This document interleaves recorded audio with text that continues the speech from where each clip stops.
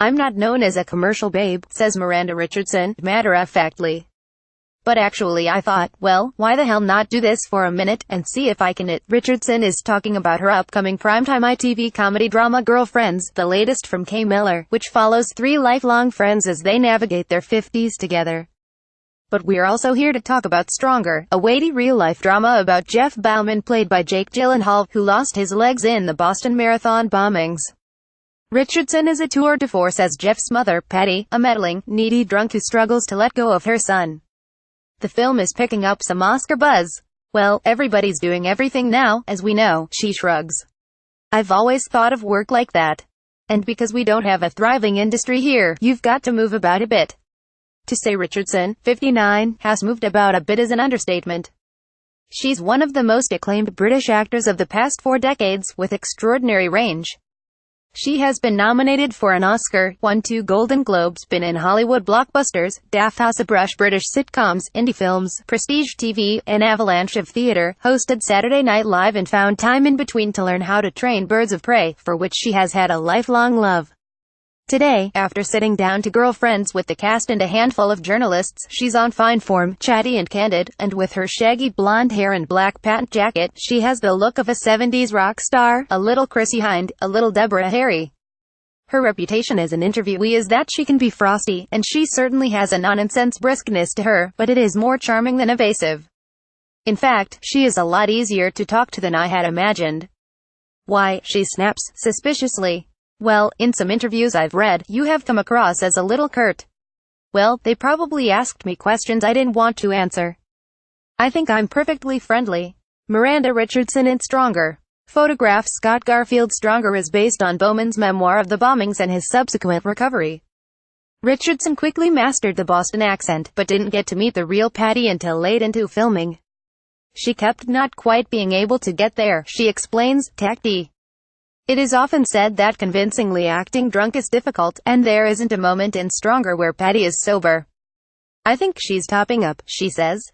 "How hard is it to pretend to be sloshed? I'm going to have to disappoint you, because there wasn't much talk about it. We just did it, and I had to trust that it wasn't too much." Stronger's smartest undercurrent hints at how we turn victims into heroes, and even celebrities. Bauman is asked to pose for selfies with admirers, and his discomfort is palpable.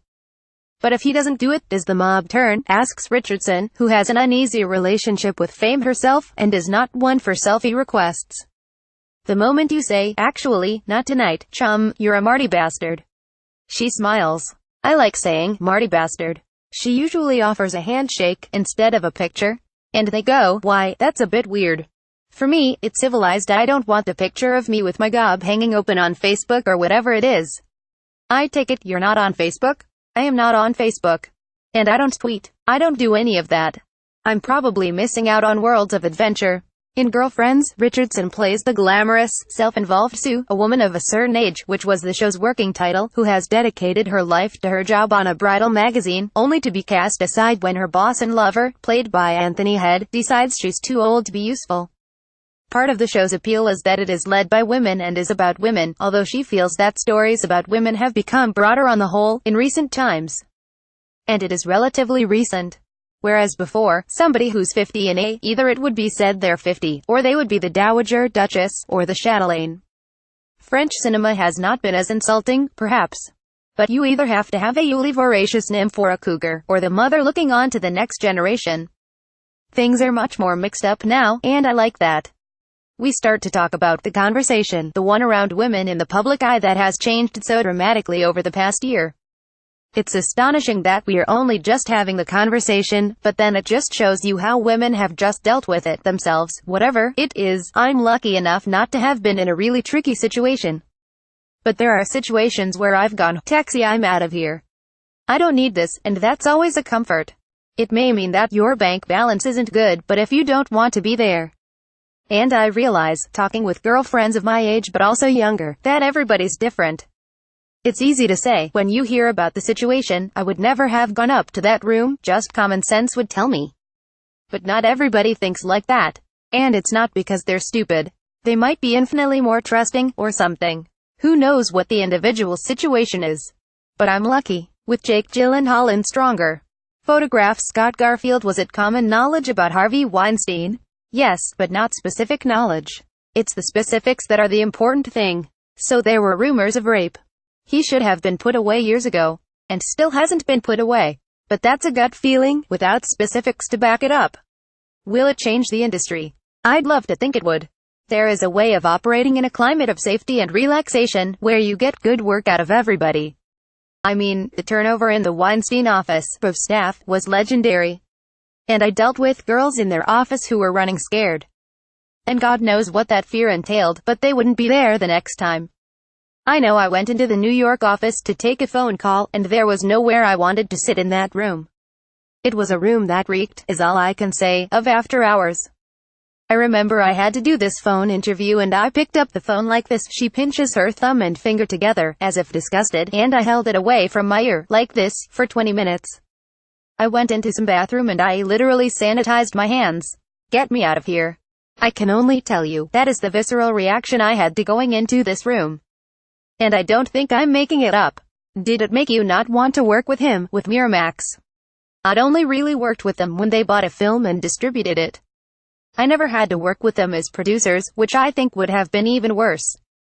Of course, they were huge film enthusiasts, with a genuine love of film. And that's why people continued to work with them. They could make or break your film.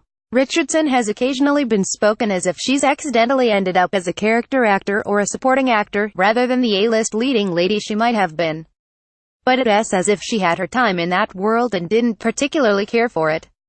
When she hosted SNL in 1993, she kicked off with a bombastic show tune begging America to love her. That's what you have to do to get an award, so it was an eye to that, she explains. It's completely tongue-in-cheek. It seems as if the idea of Hollywood has, ultimately, never been all that interesting. I wasn't hanging on America's every word as a child. Yes, I had championed the Wonder Horse, and things like that, she says, but she never harbored that childhood dream of going where the magic was made. And when I was asked to do SNL, I went, okay. What's that? Nevertheless, she had a blast. Oh my God, it was fantastic. I'd like to think it might happen again. But I don't know when. As Sue Terry and Kay Mellor's girlfriends. Photograph Ben Blackall at TV right now. She's working on Good Omens, Neil Gaiman's TV adaptation of the novel he co-wrote with Terry Pratchett, playing Madame Tracy, brilliantly described as a psychic medium and a part-time courtesan. Yes, she laughs. Sex worker, I think they call it. They don't gussy it up. She's actually rather sweet. And the TV adaptation of Gaiman's American Gods is fantastic. I love it, she says. But she is looking forward to finishing what has been a relentless year. I do like being busy, because then you earn your downtime. I must go out and see some stuff. For work and life. I think everything is grist, otherwise you're just endlessly repeating yourself. And few could accuse Richardson of that. Stronger is in cinemas from Friday.